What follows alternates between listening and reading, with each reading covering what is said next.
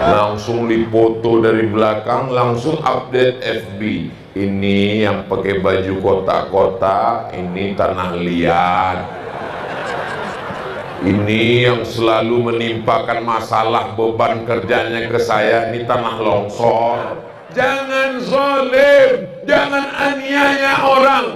Fa inna zulma zulumatun yaumal qiyamah, karena kezaliman akan menjadi kegelapan pada hari kiamat. Lagi di laut, panas luar biasa. Nampaknya orang di atas perahu, terkapnya langsung. Ada orang berenang, tangkapnya langsung. Itu kalau dia masih di air. Tapi kalau dia sudah naik ke atas, lembutnya bukan main. Hai sayang. Namanya buaya. Paling salah menilai manusia adalah mengukur kebahagiaan orang dengan kebahagiaan kita. Betul.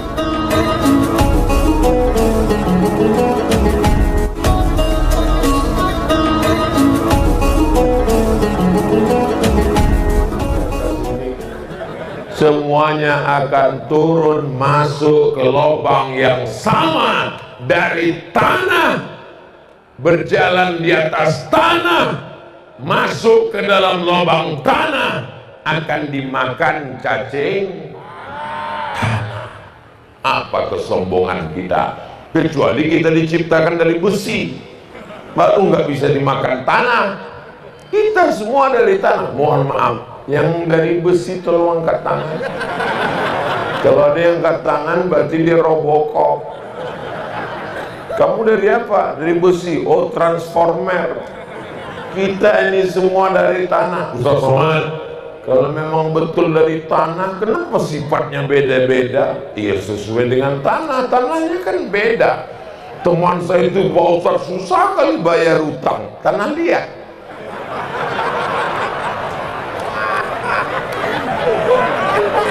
Teman saya itu, Pak Ustaz, bawaannya mau kelahi aja. Tanah sengketa.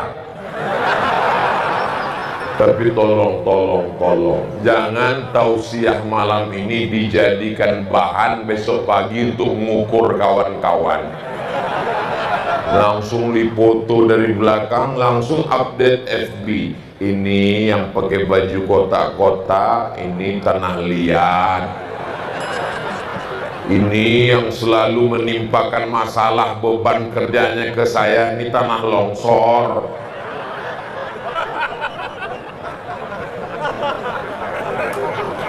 Saya juga yang disalahkan jamaah. Inilah gara-gara dengar pengajian Ustaz Somad.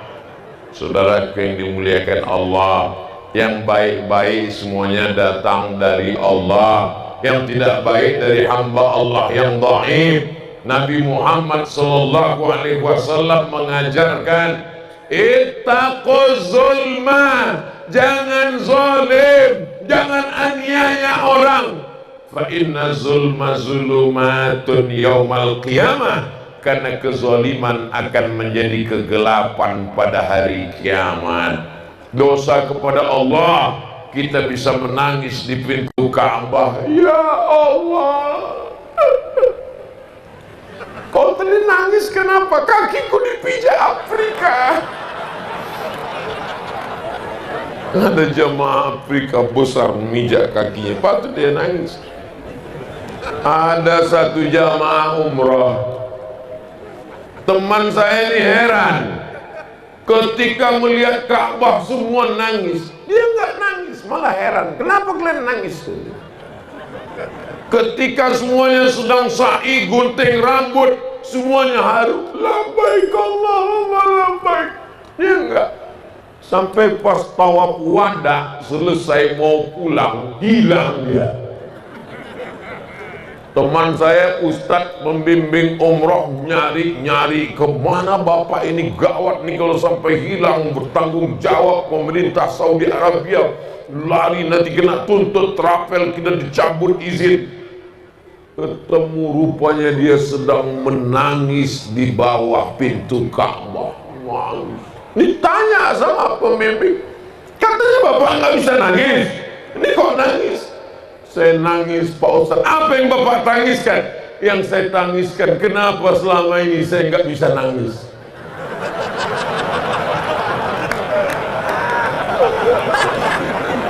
Ternyata sampai saatnya hati itu luluh, remuk, redam, dan kita bisa menangis. Tapi tidak semua air mata ungkapan kesedihan, kepiluan. Ada makhluk yang badannya tidak punya pori-pori. Kita kalau lagi kepanasan, keluar keringat dari pori-pori kita. Tapi ada makhluk nggak ada pori-porinya. Dia mengeluarkan keringat dari matanya. Itu makhluk namanya buaya. Makanya air matanya belum tentu air mata kesedihan, tapi disebut dengan air mata buaya. Buaya ini memang luar biasa. Dia kalau lagi di laut ganas luar biasa. Nampaknya orang di atas perahu, terkapnya langsung. Ada orang berenang, tangkapnya langsung. Itu kalau dia masih di air. Tapi kalau dia sudah naik ke atas, lembutnya bukan main. Hai sayang. Namanya buaya. Tahu semua. Hati-hati adik-adik yang masih gadis, waspadalah. Tapi jangan macam-macam. Buaya darat sekarang bukan cuma menangkap yang gadis, janda-janda juga waspada. Istri orang pun juga hati-hati. Mudah-mudahan semuanya diselamatkan dari buaya-buaya. Ya Allah, malam ini yang hadir adalah pencinta Nabi Muhammad SAW. Abdul Somad hanyalah seorang pelayan umat Nabi Muhammad SAW. Ada Habib yang mengalir darah Nabi Muhammad dalam badannya. Memangnya Ustaz Somad nggak ada darah Nabi di badan Ustaz? Ada, Nabi Adam. Dari sejak zaman dulu sampai sekarang, manusia ini menurut Islam berasal dari Nabi Adam. Sejak Nabi Adam sampai Adam Smith, semua manusia ini tidak ada yang berasal dari dinosaurus, tidak ada yang berasal dari monyet.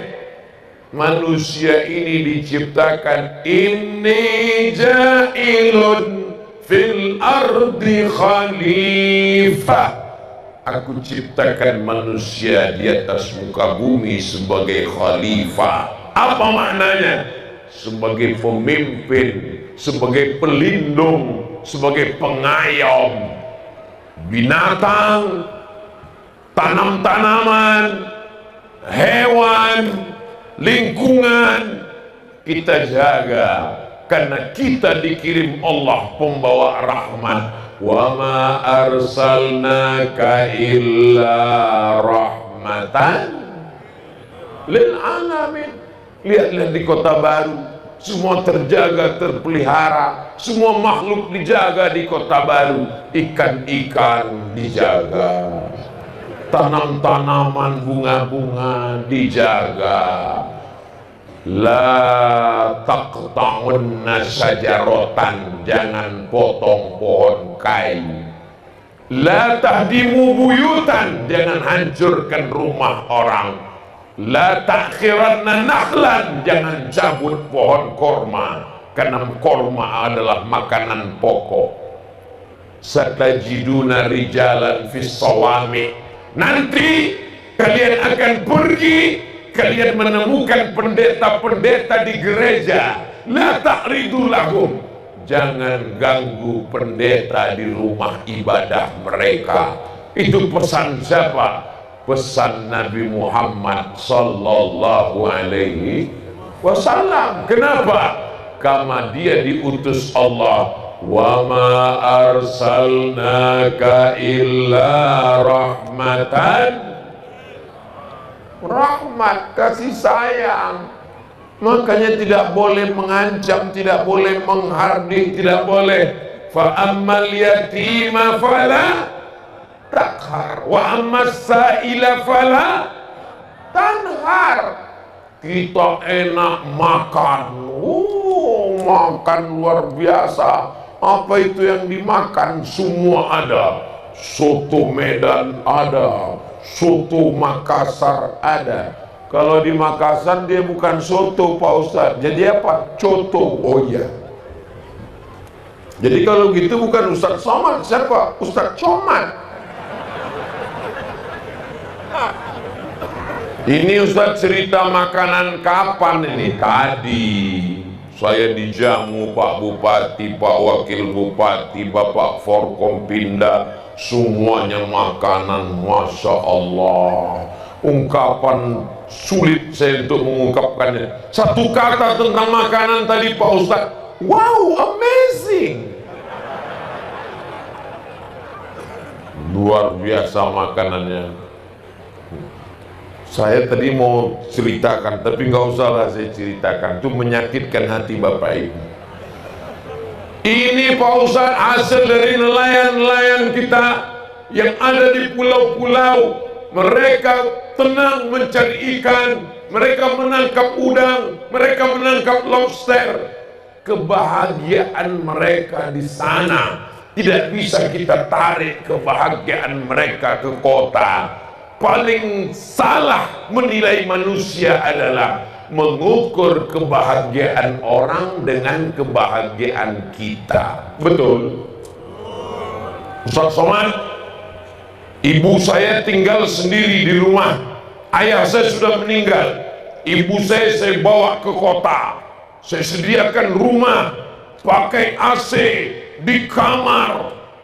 Kebahagiaan ibumu bukan begitu. Dia mau tinggal di kampung. Pagi-pagi dia ngasih makan ayam. Habis itu dia belanja ke pasar. Tapi ibu saya bawa ke mall, Pak Ustadz, ke supermarket. Yang nikmat bagi ibumu bukan belanja pakai AC. Yang nikmat bagi ibu waktu nawar itu. Disitulah kenikmatannya. Di situ dia nggak bisa nawar. Jangan ukur kebahagiaan orang dengan kebahagiaan kita. Ada seorang bisnismen melihat seorang nelayan sedang mancing. Lalu kemudian dia tanya, kamu mancing ikan? Iya. Aduh, kasihan sekali nasib kamu. Saya kasih modal, saya kasih duit banyak. Untuk apa? Supaya kamu punya kapal besar, kamu akan menangkap ikan dengan pukat harimau, kamu punya pabrik, kamu buat mesin kaleng ikan, kamu ekspor impor, kamu tinggal di rumah mewah. Habis itu kamu bisa mancing lagi untuk menikmati hidup. Dia tersenyum, kalau aku bisa mancing sebelum memiliki itu, ngapain aku mesti susah-susah mikirin itu? Jangan ukur kebahagiaan orang dengan baju kita. Bapak Ibu tidak bisa ukur, mau ngasih baju ke saya pakai badan Bapak, nggak bisa. Karena kenapa? Kenapa badan saya ukurannya ya sehebat ini. Saudara yang dimuliakan Allah, paham?